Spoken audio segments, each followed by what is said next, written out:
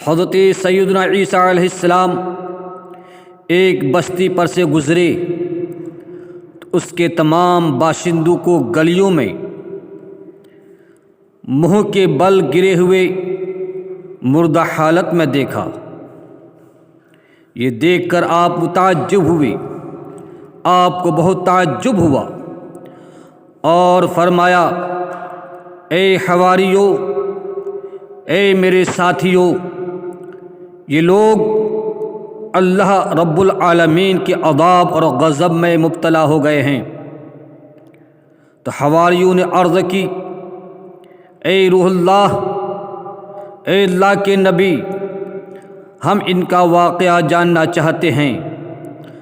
ہم یہ جاننا چاہتے ہیں کہ کس گناہ کی وجہ سے یہ لوگ اس عذاب میں مبتلا کیے گئے ہیں۔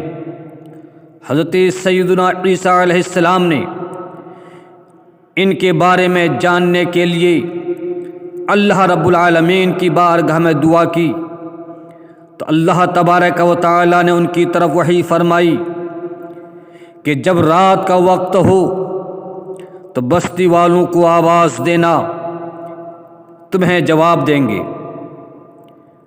پھر جب رات ہوئی تو حضرت عیسیٰ علیہ السلام ایک ٹیلے پر تشریف لے گئے اور بستی والوں کو پکارا تو ان میں سے ایک شخص نے جواب دیا، لبیک یا روح اللہ۔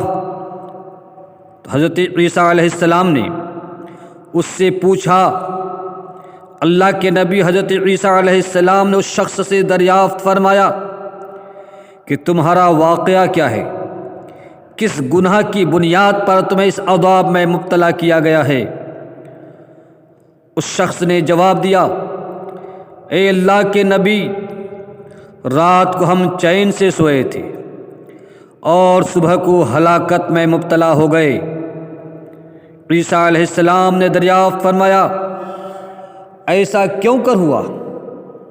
آخر تم نے کون ایسا گناہ کیا تھا کہ جس کی یہ سزا تمہیں مل رہی ہے؟ عرض کی، دنیا کی محبت اور بدکاروں کی پیروی کی وجہ سے، یعنی ہم دنیا سے محبت کرتے تھے، بدکاروں کی صحبت میں بیٹھا کرتے تھے۔ یہی حال آج ہمارا ہے۔ آج ہم دنیا سے محبت کرتے ہیں، آخرت کی کوئی فکر نہیں۔ آج ہم اچھوں کی صحبت میں بیٹھنا پسند نہیں کرتے، نصیحت کی باتوں کو سننا پسند نہیں کرتے، بدکاروں کی صحبت میں بیٹھتے ہیں۔ بروں کی صحبت میں بیٹھنا ہم اسے محبوب کام سمجھتے ہیں۔ حضرت عیسیٰ علیہ السلام نے پوچھا، اے شخص، دنیا سے تمہاری محبت کیسی تھی؟ عرض کی، جیسے ایک بچے کو اپنی ماں سے ہوتی ہے۔ جب وہ ہمارے پاس آتی ہم خوش ہو جاتے، یعنی جب دنیا ہمارے پاس آتی ہم خوش ہو جاتے، اور جب ہم سے جدا ہو جاتی ہم غمگین ہو جاتے اور رونے لگتے۔ پھر حضرت عیسیٰ علیہ السلام نے پوچھا، اے فلاں، تمہارے ساتھیوں کو کیا ہوا ہے؟ وہ کیوں نہیں جواب دیتے؟ اکیلے تو ہی جواب دے رہا ہے، تمہارے یہ ساتھی جواب کیوں نہیں دیتے؟ عرض کی کہ ان کے جبڑوں میں بہت طاقتور فرشتوں نے آگ کی لگام ڈال رکھی ہے۔ آگ کی لگامیں ان کے جبڑوں میں ڈال رکھی ہیں۔ فرمایا، تو ان میں سے کیسے جواب دے رہا ہے؟ تو بھی تو ان میں سے ہے، آخر تو کیسے جواب دے رہا ہے؟